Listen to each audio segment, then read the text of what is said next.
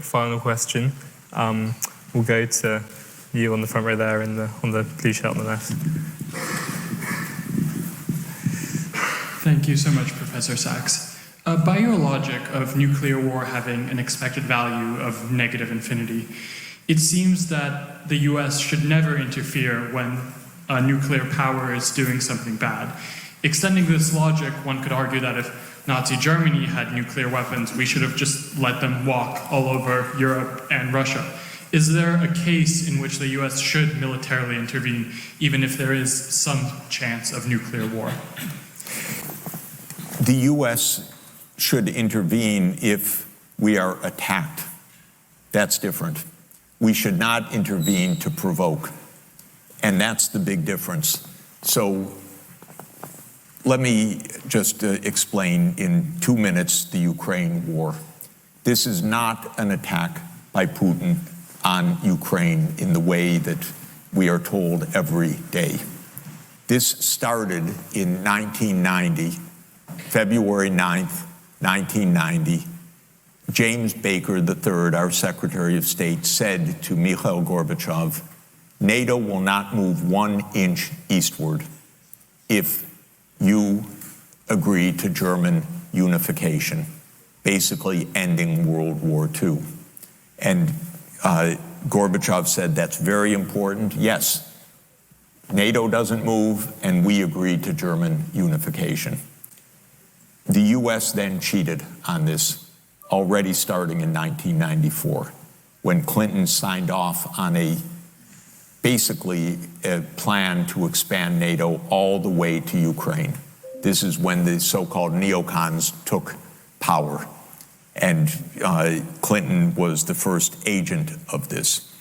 And the expansion of NATO started in 1999 with Poland, Hungary, and Czech Republic. At that point, Russia didn't much care. There was no border other than with the Königsberg, but other than that, there was no direct threat. Then the U.S. led the bombing of Serbia in 1999. That was bad, by the way, because that was a use of NATO to bomb a European capital, Belgrade, 78 straight days to break the country apart. The Russians didn't like that very much.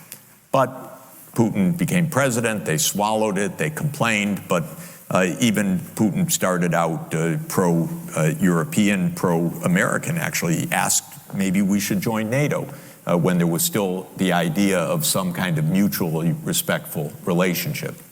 Then 9/11 came, then came Afghanistan, and the Russians said, yeah, we'll support you, we understand, to root out terror. But then came 2 other decisive actions. In 2002, the United States unilaterally walked out of the Anti-Ballistic Missile Treaty. This was probably the most decisive event, never discussed in this context.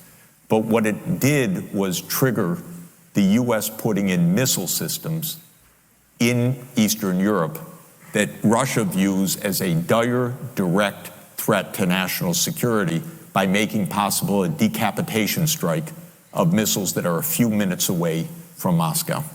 And we put in 2 Aegis missile systems. We say it's defense. Russia says, how do we know it's not Tomahawk nuclear-tipped missiles in your silos? You've told us we have nothing to do with this. And so we walked out of the ABM treaty unilaterally in 2002. And then in 2003, we invaded Iraq on completely phony pretenses, as I've explained. In 2004-05, we engaged in a soft regime change operation in Ukraine, the so-called First Color Revolution. It put in office somebody that I knew and I was friends with, and am kind of distantly friends with President Yushchenko, because I was an advisor to the Ukrainian government in 1993, 94, 95. And then the U.S. had its dirty hands in this. It should not meddle in other countries' elections. But in 2009, Yanukovych won the election, and he became president, and in 2010, on the basis of neutrality for Ukraine. That calmed things down because The U.S. was pushing NATO, but the people of Ukraine on the opinion polls didn't even want to be in NATO. They knew that the country is divided between ethnic Ukrainian, ethnic Russian. What do we want with this? We want to stay away from your problems. So in February 22nd, 2014, the United States participated actively in the overthrow of Yanukovych.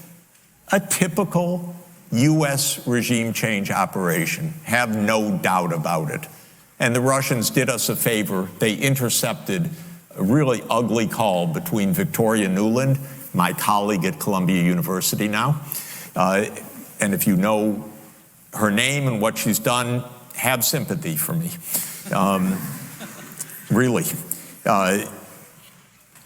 Between her and the U.S. ambassador to Ukraine, Jeffrey Piot, who's a senior State Department official till today, and they talked about regime change. They said, who's going to be the next government? Why don't we pick this one? No, Klitschko shouldn't go in. It should be Yatsenyuk. Yes, it was Yatsenyuk, and we'll get the big guy, Biden, to come in and do an attaboy, they say, pat him on the back. It's great. So they made the new government. And I happened to be invited to go there soon after that, not knowing any of the background. And then some of it was in a very ugly way explained to me after I arrived, how the U.S. had participated in this. All of this is to say, the U.S. then said, okay, now NATO's really going to enlarge. And Putin kept saying, stop. You promised no NATO enlargement.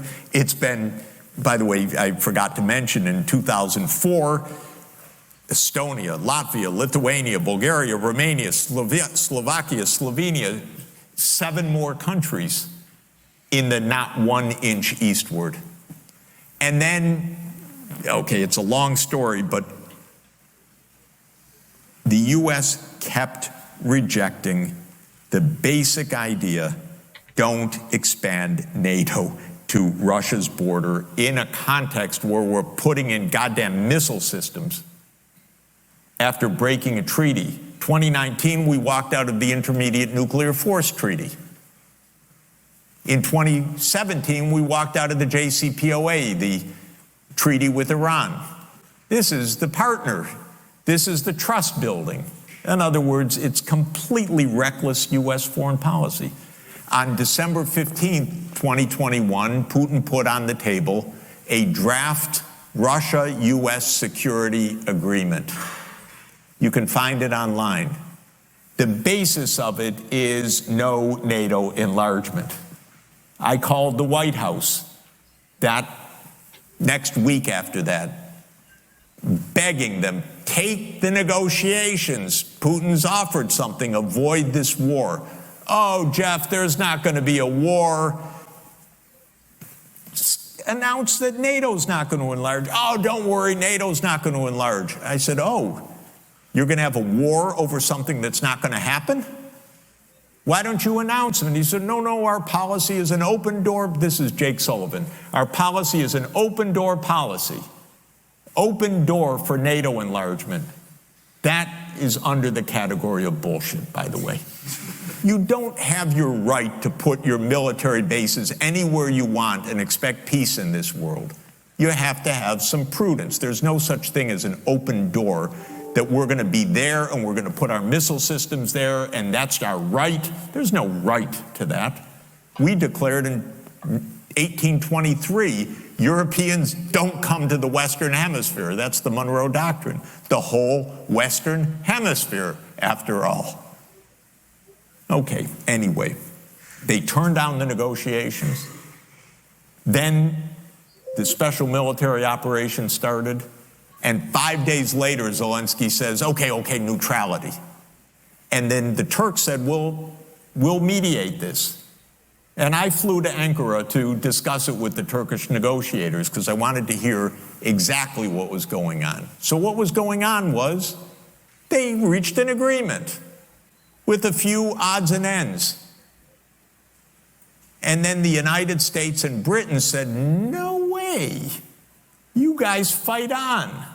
We got your back. We don't have your front. You're all going to die.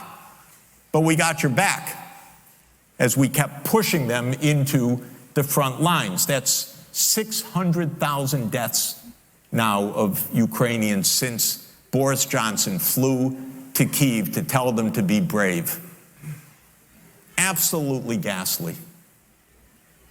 So when you think about your question, we have to understand we're not dealing with, as we're told every day, with this madman like Hitler coming at us and violating this and violating that, and he's going to take over Europe. This is complete bogus, fake history that is a purely PR narrative of the U.S. government. And it doesn't stand up at all to anyone that knows anything. And if you try to say a word of this, I got completely cut out of the New York Times back in 2022 after writing my whole life columns for them. Oh, I'd send this, okay. And by the way, online, it's not even space. You know, there's no limit. They could publish 700 words. They would not publish, since then, 700 words for me about what I saw with my own eyes about what this war is about. They won't do it. We're playing games here. So, God forbid a nuclear power comes at us. I don't know what's going to happen. But we came at them. And we should stop going after China and Taiwan. It's not our goddamn business.